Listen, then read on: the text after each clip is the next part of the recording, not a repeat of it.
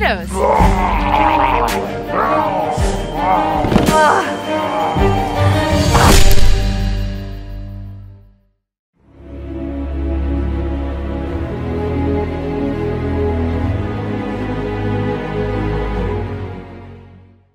La nourriture, la graille, la bectance, bref, la bouffe, c'est sacré. Surtout en France où on se distingue largement dans ce domaine à défaut de se distinguer pour autre chose. Et on va pas se mentir, c'est peut-être sacré, mais ça fait aussi sacrément du bien de manger. Le gras, c'est la vie.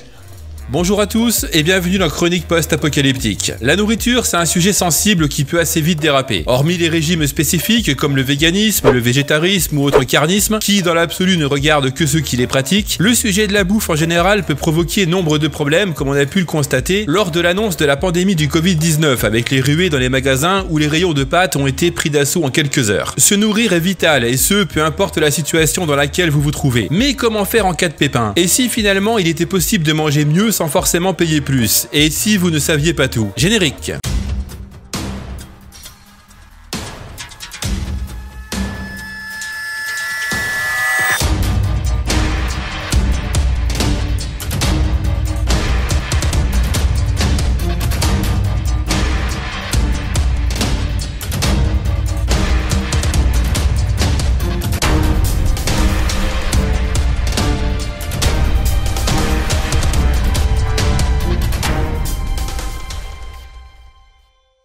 Dans la majorité des cas, se nourrir reste une activité plutôt simple. J'ai bien dit la majorité des cas, j'ai bien conscience que pour beaucoup, ce n'est jamais simple de remplir ce putain de frigo ou les placards. En règle générale, on a tous un stock qui nous permet de tenir de quelques jours pour ceux qui n'ont pas la place ou le budget, à plusieurs semaines pour les derniers qui veulent être prévoyants ou qui encore habitent loin des magasins et qui ne peuvent donc pas se permettre de se taper 1 heure de route parce qu'ils ont une soudaine envie de choucroute. Seulement, toutes ces personnes ont un problème commun. Leur stock n'est pas éternel et il faut sans cesse le renouveler sous peine de crever de faim. Toutes ces personnes ont leur petite routine de course, mais personne n'est à l'abri qu'une catastrophe vienne tout bousculer. Fini la routine, fini les courses avec les mêmes produits que d'habitude. Il va vous falloir vous adapter. Mais s'adapter à quoi? Une catastrophe, ce n'est pas forcément un truc terrible qui va anéantir la moitié de la population. D'ailleurs, ce mot est peut-être un poil trop excessif dans le contexte. Parlons plutôt d'imprévu. Un imprévu, ça peut être une pandémie que personne n'a vu ou su prévenir. Ça peut être également une perte d'emploi, un divorce, une simple maladie. Ça peut être aussi un groupe de potes qui débarquent à l'improviste et qui ruinent votre stock parce que bon, faut bien les nourrir. Un imprévu, ça peut être aussi juste une monumentale flemme. Vous n'avez pas envie de vous faire chier à faire à manger. Ce que vous avez en stock ne vous fait pas envie et pas de bol, le camion à pizza ou le kebab du coin est fermé pour cause de vacances. Sorti des imprévus, il y a aussi 2 points à prendre en compte. Peut-être qu'au fond de vous-même, vous auriez envie de gratter un peu d'argent sur le budget colossal qui est celui des courses. Et sans compter qu'avec toutes ces années où on nous fait bouffer de la merde, sous couvert de production toujours plus industrielle et d'engraissement des distributeurs, vous seriez tenté de revenir aux fondamentaux, à de la nourriture plus saine. La société dans laquelle nous évoluons au quotidien nous pousse à la consommation de tout et n'importe quoi et le secteur de l'alimentation n'est pas en reste, loin de là. En 1959, des dates de péremption ont commencé à apparaître sur les aliments vendus en France. L'objectif, souvent mis en avant, était la sécurité sanitaire. Peut-être vous êtes-vous déjà retrouvé dans la situation suivante. Vous n'osez pas manger un yaourt parce que la date indiquée sur l'emballage est dépassée de quelques jours. Vous avez peur de l'intoxication alimentaire avec les produits périmés, mais en même temps, vous voulez éviter le gaspillage alimentaire et vous n'aimez pas jeter de la nourriture à la poubelle. Si vous achetez une boîte de cassoulet à consommer avant le 2 janvier. Qu'est-ce qui se passe si je l'ouvre le 3? Qu'est-ce qui peut bien se passer dans cette putain de boîte dans la nuit du 2 ou 3? Est-ce que les germes m'attaquent à minuit pile? Et si j'ouvre la boîte à minuit 5, est-ce que je peux espérer sauver des haricots si tous les haricots sont morts? Et si la saucisse bouge encore, qu'est-ce que je dois faire? En fait, la vérité est beaucoup plus simple que ça. Chaque année en France, c'est 50 kilos de nourriture par personne et par an qui sont jetés, dont 7 kilos de produits encore emballés. Et dans le même temps, 5,5 millions de personnes ont bénéficié de l'aide alimentaire en 2017 et 8 millions de personnes étaient en insécurité alimentaire pour raisons financières. En gros, d'un côté, on balance de la bouffe encore emballée et de l'autre, on crève de faim. Pour éviter le gaspillage alimentaire, la première des choses à faire serait de bien comprendre les dates de péremption et de ne pas jeter systématiquement les produits ayant dépassé cette fameuse date. Il existe 2 types de dates, la date limite de consommation, la DLC, et la date de durabilité minimum, la DDM. En pratique, 53% des Français ne savent pas faire la différence entre ces dates limites. Mais qu'est-ce que c'est que la DLC? La DLC, c'est la date limite de consommation consommation qui est apposée sur les denrées qui peuvent présenter un danger pour la santé humaine. On peut la retrouver sur les emballages sous la forme à consommer jusqu'au, suivi de la date déterminée par la loi ou le producteur. Les produits ayant une DLC doivent impérativement être retirés de la vente une fois la date dépassée, c'est la loi. Sont-ils pour autant impropres à la consommation? Eh bien non. Les fabricants sont libres de fixer la DLC et font donc du zèle sur certains produits pour en vendre plus. Comment ça? Je vous explique. Pour arriver jusque dans les rayons des supermarchés de Guyane ou Martinique, les produits mettent beaucoup plus de temps du fait du transport. Donc, si la DLC est trop courte, à peine le produit arrivé qu'il faudrait déjà le retirer des rayons. Les fabricants ont trouvé une parade tout à fait légale à ce problème: augmenter les délais de péremption. Par exemple, sur les yaourts, la DLC est de 30 jours en métropole et de 50 jours en outre-mer. Sur le gruyère râpé en sachet, on atteint même des sommets avec 120 jours de différence. Inutile de vous dire qu'en métropole, les fabricants sont très satisfaits quand vous jetez vos yaourts périmés et que vous vous précipitez pour aller en racheter d'autres. La DDM, c'est la date de durabilité minimale. On peut la retrouver sur les emballages avec la mention « à consommer de préférence avant », suivie d'une date plus ou moins précise. Parfois, c'est juste le mois et l'année. En gros, si vous dépassez cette date, vos chips seront un peu moins croustillantes et votre pain de mie un peu moins moelleux. Et c'est tout. Alors, par contre, faites tout de même attention. Tout n'est pas consommable longtemps après les dates et en cas de doute, ne tentez pas le diable. Mais avant d'en arriver là, peut-être serait-il judicieux d'en savoir un peu plus sur les délais de conservation de vos produits. Les chiffres que je vais vous fournir sont à titre d'information. Avant de consommer un produit, goûtez-le et en cas de doute, jetez-le. Concernant ces délais, ils sont valables uniquement si vos produits sont stockés dans les lieux et conditions appropriées, tout en respectant, pour certains d'entre eux, des règles élémentaires, notamment à la chaîne du froid. Et évidemment, ici, à part les produits secs, ces délais concernent des produits qui n'ont pas été encore ouverts. Le riz, les pâtes, la fécule de maïs, la farine, les légumes secs, les céréales, le lait en poudre, mais aussi les boîtes de conserve peuvent se consommer très longtemps, près de 30 ans pour certains d'entre eux. Certains aliments ne périment jamais, c'est le cas du sucre, du sel et du vinaigre. Les œufs peuvent être consommés jusqu'à 28 jours après la ponte s'ils ont été bien conservés au réfrigérateur, qu'ils n'ont pas été lavés et que leurs coquilles ne sont ni fêlées ni brisées. Dans le doute, cassez vos œufs un par un dans un bol à part. Croyez-moi, le jour où vous tomberez sur un œuf pourri, vous le saurez. D'ailleurs, pour vérifier si vos œufs sont périmés, pensez à les mettre dans de l'eau. S'ils remontent à la surface, c'est direction la poubelle. Les yaourts, c'est jusqu'à 3 mois après la date. Les fromages, sauf les fromages frais, jusqu'à 2 semaines. Le lait UHT jusqu'à 2 mois. Les surgelés périmés peuvent tenir plusieurs années après la date, à condition de ne jamais être décongelés. Pour la charcuterie, le délai peut être poussé à 2 semaines. Alors tout ça, c'est bien beau, vous faites des économies, faites gaffe au gaspillage, et vous n'avez plus peur de ce qui pourrait se passer dans votre boîte de conserve 1 heure après la date de péremption. Mais en cas de catastrophe, est-ce que tout ça marche aussi? Si vous pouvez toujours compter sur vos conserves et autres produits secs, il existe pléthore d'alternatives pour se nourrir en cas de pépin. Une des plus connues, ce sont les rations militaires que nos soldats consomment en mission à l'étranger. Conçues pour durer 30 ans et plus, ici encore la France est à l'honneur, puisque de l'avis général, les rations militaires françaises sont parmi les meilleures du monde en termes de goût. Sur place, si l'envie de faire du troc vous prend, sachez qu'il vous faudra 3 voire 4 rations étrangères contre une ration française. Introuvable dans le commerce, hormis sur des sites comme eBay, vous pouvez néanmoins trouver sur le net des rations qui ont le même principe, reste à savoir si c'est tout aussi bon. Dans le même genre, il existe également les plats lyophilisés. Son faible poids et sa longue durée de conservation en font un compagnon idéal en cas d'apocalypse. Grossièrement, il s'agit d'aliments en poudre auxquels on a enlevé toute trace d'humidité. Conditionnés en sachet, il suffit de rajouter de l'eau et ainsi avoir de la nourriture parfaitement comestible, et ce même 30 ans après l'achat. En pratique, l'opération peut se révéler un peu plus compliquée. Les repas lyophilisés requièrent d'avoir de l'eau potable à portée de main, ce qui n'est pas toujours le cas en situation de crise. L'eau restera toujours un problème dans ces cas-là. Heureusement, il existe des solutions pour pouvoir la consommer sans forcément investir dans des dispositifs assez onéreux. Si votre eau est relativement propre, vous pouvez la filtrer avec des comprimés de purification, mais encore faut-il que votre eau ne soit pas trop sale et que bien sûr vous ayez ces fameux cachets à portée de main. La méthode la plus simple reste de trouver l'eau dans son milieu naturel et de fabriquer un filtre afin de la rendre consommable. Des bouteilles en plastique, du sable, du gravier, un tissu et du charbon suffiront. Pour les bouteilles, hélas ou heureusement pour nous, il y en a beaucoup qui traînent dans la nature. Pour le charbon, il vous suffit de faire un feu, et enfin pour le reste, tout est disponible dans la nature. Une autre alternative, peu ragoûtante celle-ci, consiste à manger des insectes. Pour le français moyen, manger des insectes peut ne pas être appétissant, mais dans certains endroits du globe, ils sont un mets délicat. Les insectes ont une valeur nutritive élevée, et certains, tels que les cafards et les grillons, sont une excellente source de vitamine B12. La plupart des insectes peuvent être consommés crus ou cuits, mais il est recommandé de les faire cuire si possible. Cela tue toutes les bactéries dangereuses. La plupart des insectes sont en fait assez savoureux une fois qu'ils sont cuits. Ils sont croquants et ont souvent une sorte de goût de noisette ou de noix. Pour les consommer, c'est simple, il suffit de les faire rôtir sur un feu ou de les faire bouillir dans de l'eau. Ces petites bébêtes vous rebutent, rassurez-vous, il est possible de se nourrir autrement. Se nourrir en pleine nature ne se résume pas à aller cueillir ses herbes. On peut tout à fait prévoir d'apporter ses propres aliments, mais si décidément vous n'avez pas de chance, que vous avez mangé vos rations militaires et dévoré les quelques boîtes de conserve que vous aviez en stock, eh bien il ne vous reste plus qu'à vous rouler en boule au pied d'un chêne et d'attendre qu'un écureuil mette fin à vos jours en vous picorant les orbites. Allons, debout, vous n'allez pas vous laisser aller comme ça tout de même. Pouvoir se nourrir avec ce que l'on trouve, c'est le principe même de la survie dans la nature. Mais que manger et en quelle quantité? Cuisiner dehors revient souvent à faire appel à un savoir qui ne date pas d'hier. Il en est de même pour les méthodes de conservation. Une fois de plus, on n'a rien inventé. Pour aborder ce sujet, j'ai fait appel à un spécialiste du genre, un survivaliste au système pileux développé que vous pourriez croiser dans les coins les plus sombres et reculés de la forêt. Salut et bienvenue chez le barbu. Et oui, post-chronique, c'est facile de se nourrir dans la nature. C'est aussi vachement facile de se planter et de crever du coup.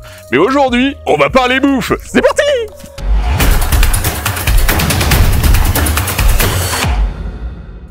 Alors, la bouffe, c'est facile, c'est vital. En fait, si tu ne manges pas, tu as de fortes tendances à crever.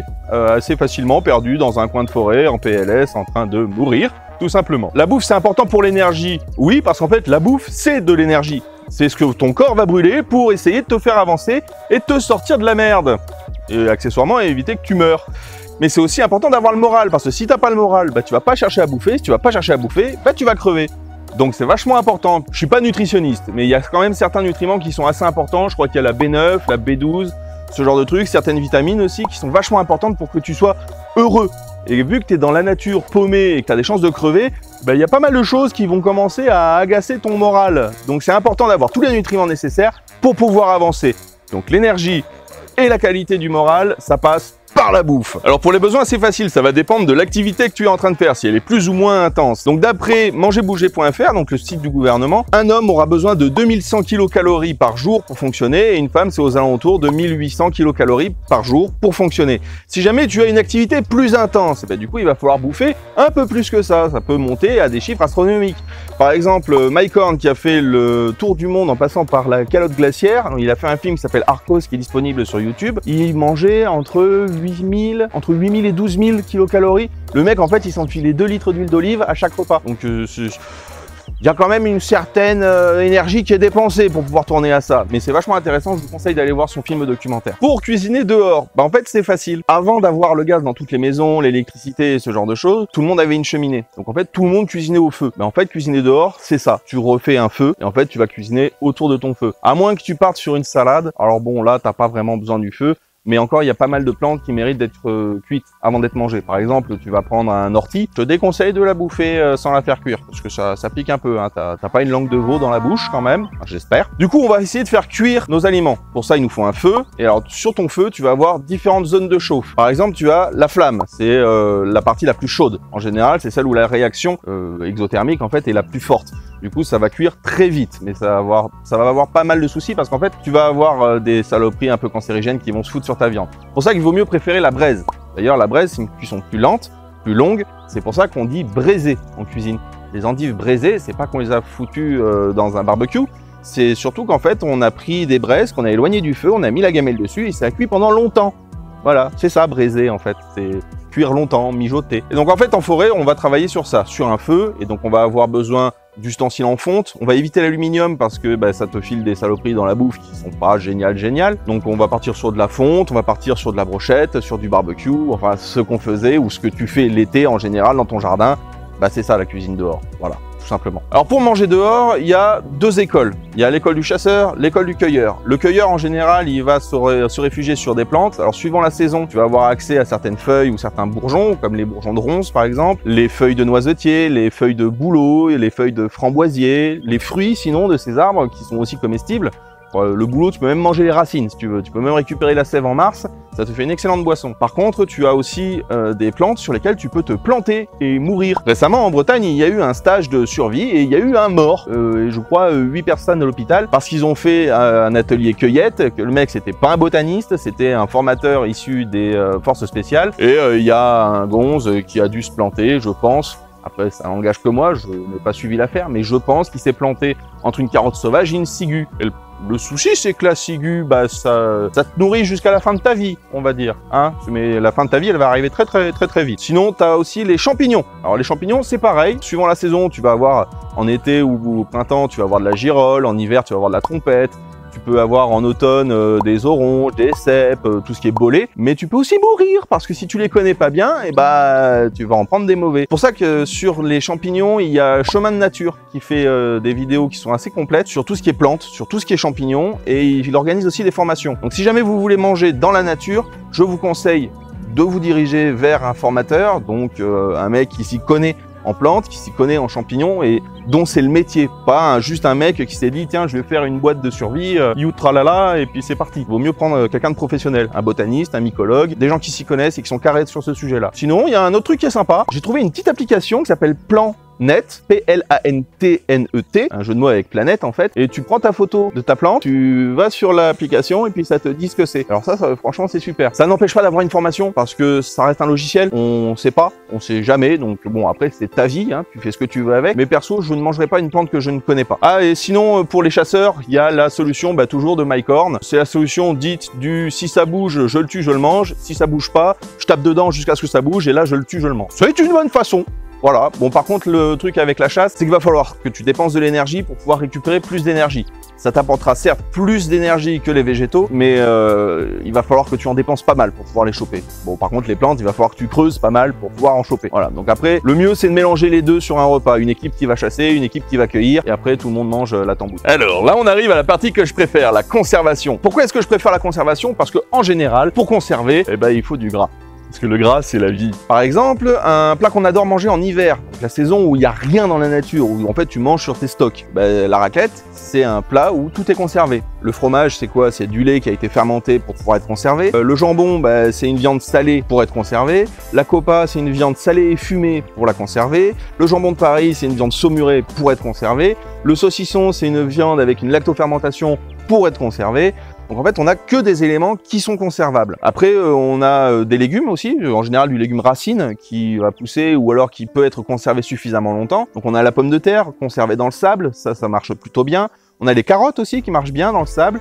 On a les tomates qu'on peut mettre dans la cendre. Donc en fait, la potasse de la cendre va réussir à protéger la tomate de la fermentation pendant plus ou moins longtemps. Hein. Si ta tomate elle est toute molle et que tu as du jus de tomate dans ta caisse, bon tu te dis que tu vas pas la manger celle-là. On a la lactofermentation. Donc en fait, dans un bocal, on va générer des bactéries lactiques qui vont permettre de prédigérer les légumes. Donc en fait, rendre les vitamines plus accessibles pour l'organisme et vachement plus digestes. Cette lactofermentation, ça permet de les conserver. La choucroute par exemple, c'est aussi un plat qu'on mange en général en hiver. Le chou, c'est un chou qui a été saumuré et fermenté par lactofermentation et du coup c'est conservé.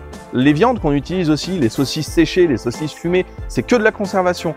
La conservation, en général, c'est les plats régionaux.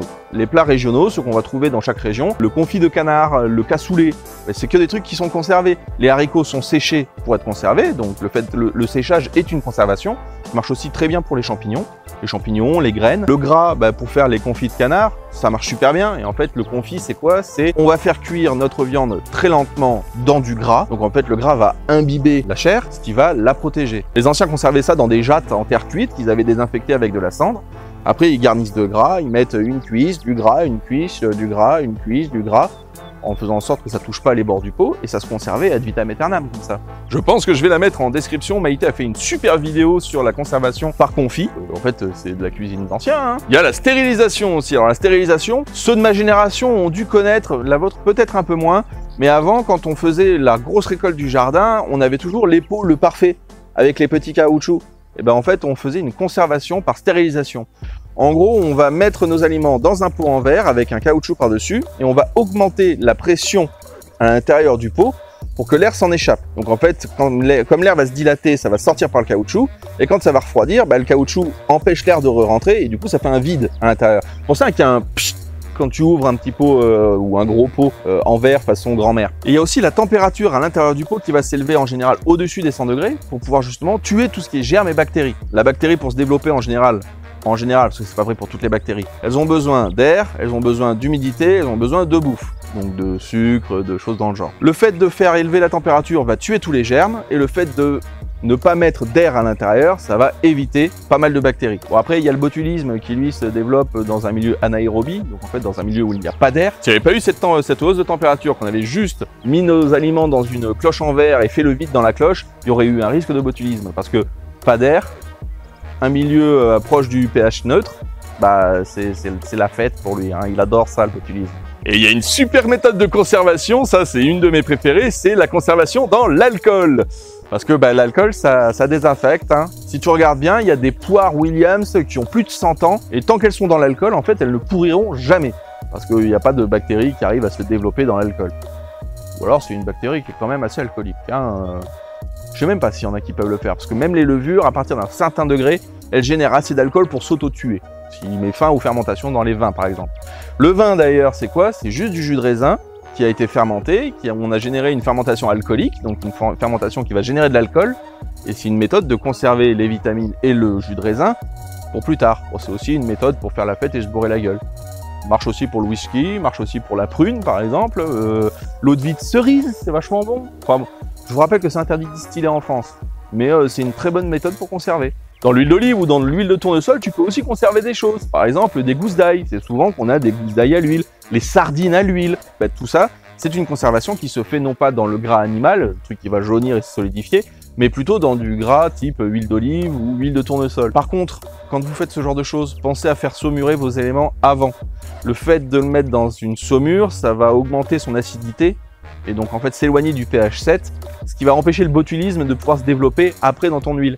Parce que si tu le mets directement, tes gousses d'ail qui sortent du jardin, donc qui étaient dans la terre, un des endroits préférés du botulisme, tu les fous directement dans ton huile, tu as des chances d'avoir les germes et tu as des chances de pouvoir crever dans d'atroces souffrances. Donc accessoirement, c'est bien de faire une petite saumure avant, histoire que ça imbibe bien ton ail, que tu puisses les mettre dans un bocal et ne pas mourir. Voilà. Il y a le vinaigre aussi, c'est une super façon pour conserver les éléments. Les cornichons sont conservés dans du vinaigre, parce que l'acidité empêche le botulisme. Le liquide couvre entièrement le légume, donc ce qui empêche l'air de venir casser les couilles, c'est que du bénéf. Il y a la paraffine aussi. Certains vieux, ils faisaient leur confiture et ils mettaient de la paraffine dessus pour éviter que l'air vienne, tous les germes aériens en fait viennent pourrir ta confiture.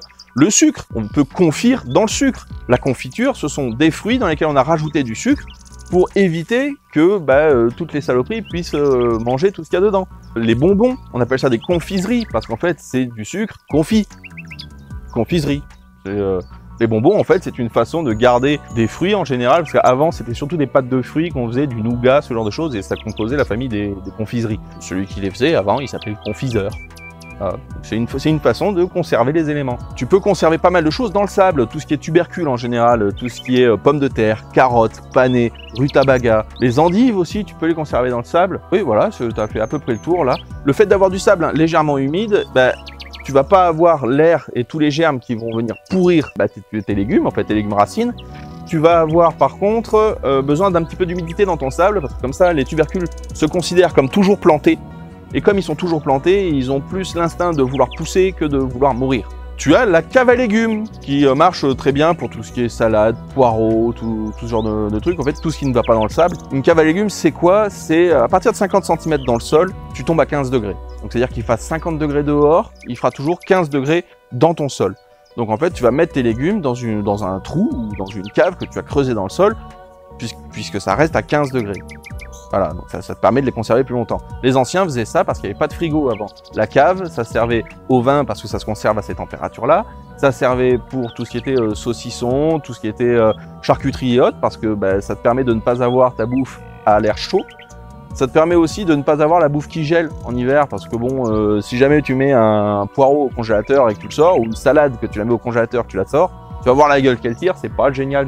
Un frigo moderne, en général, ça tourne autour des 4-5 degrés à l'intérieur, donc c'est nickel pour les légumes. Avant, comme on n'avait pas accès à ces technologies-là, on tournait avec une cave qui était creusée dans le sol pour avoir 15 degrés, ce qui était déjà pas mal. Eh bien, ça fait envie tout ça, surtout la partie sur la raclette. En conclusion, la base même du problème est, entre autres choses, le gaspillage et le fait que pas mal de gens sont perdus pour faire leurs courses. DLC, DDM, Nutri-Score et j'en passe sont autant d'infos qui font que le consommateur ne s'y retrouve plus parmi toutes ces informations et que du coup il jette sans vergogne alors que d'autres crèvent la dalle à côté. Il existe pourtant des solutions relativement simples à mettre en place. Improviser au supermarché est le meilleur moyen de finir la semaine avec des aliments oubliés au fond du frigo. Préparez donc donc une liste de courses et essayez de vous y tenir. Au-delà de l'impact sur le gaspillage alimentaire, cela vous évitera également de faire des dépenses inutiles ou imprévues. Ne faites pas vos courses quand vous avez faim, sinon vous risquez d'acheter plus de nourriture et de succomber plus facilement aux tentations. Et enfin, ne jetez pas vos produits sous prétexte que la date est dépassée depuis 2 jours. Comme on a pu le voir, il vous reste beaucoup plus de temps que ce qui en paraît. Au quotidien, vous pouvez également faire des économies en vous rapprochant des maraîchers, mais aussi en donnant leur chance aux fruits et légumes moches. Il faut savoir que même si ces produits sont totalement comestibles, ils sont jugés impropres à la consommation car trop repoussants dans les étals. Petite astuce supplémentaire, l'enseigne Lidl propose régulièrement aux clients des cagettes de fruits et légumes assez bien fournies pour 1 € seulement. Les produits que vous y trouverez seront généralement considérés comme trop abîmés ou défraîchis pour la vente. En clair, ça aura une sale gueule, mais cela vous permettra de cuisiner de bons petits plats à moindre frais. Et enfin, en cas de catastrophe, ne paniquez pas. Produits secs, boîtes de conserve, bocaux, plantes comestibles, insectes, si vous vous restreignez un minimum et si vous savez faire du feu et filtrer de l'eau, vous devriez vous en sortir à moindre frais. Cette vidéo se termine. Dites-moi ce que vous pensez de tout ceci dans l'espace commentaire. Je serais curieux d'avoir votre avis là-dessus. Comment gérez-vous vos stocks au quotidien? Avez-vous des astuces? Comme d'habitude, n'hésitez pas à mettre un pouce bleu et à partager. N'hésitez pas également à me rejoindre sur les réseaux sociaux. Tous les liens sont disponibles dans la description. Je remercie évidemment JD le Barbu pour sa participation et je ne peux que vous encourager à aller vous abonner à sa chaîne où vous trouverez nombre de tutos qui pourraient bien vous sauver la mise en pleine nature. En attendant, on se retrouve dès le mois prochain pour une nouvelle chronique et je vous laisse avec le Barbu pour le mot de la fin. D'ici là, comme d'habitude, n'oubliez pas, de l'ordre naquit le chaos, du chaos jaillit la renaissance. Ciao! Et bien voilà, je t'ai appris les rudiments de la conservation et je t'ai aussi montré comment reconnaître quelques plantes faciles comme l'ortie par exemple,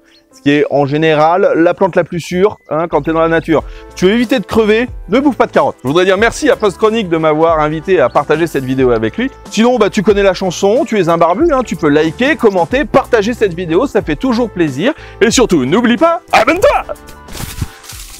Ah putain d'ortie.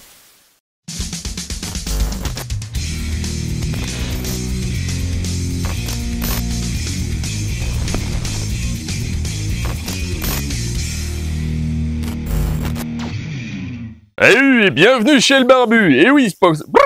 Oh putain, il est pas facile ton nom, enculé. Eh oui, bienvenue chez le... Putain.